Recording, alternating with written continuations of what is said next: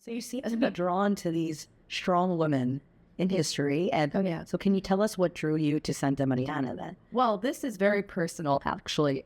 So I grew up because I'm Ecuadorian of my mother's side. Ever since I was a baby, I was told about Saint Mariana because we are related to her on that side of the family. And she was canonized in 1950, but she lived in the 1600s, 1618 to 1645. So I always knew about her. That she was the first religious figure that I prayed to. I think I always prayed to God. I prayed at starting young, even as a little, very little girl, me 4 years old. I prayed, but she was the first saint that I prayed to. So I've always had a deep relationship with her. Yeah.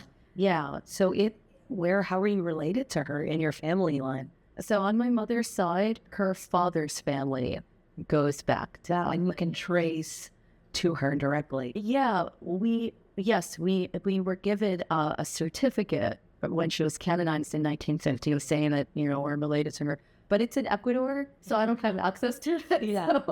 So, but that's what I was always told. Yeah. So whether I believe it's true, but I don't have the actual physical paper because it's in Ecuador and we're like, you can't find it apparently.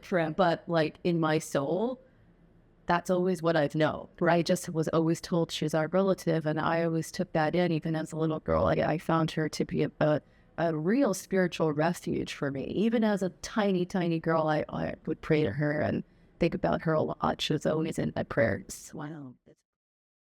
So it's October 28th here in New York City at the amazing and beautiful Church of St. Ignatius Loyola, 980 Park Avenue.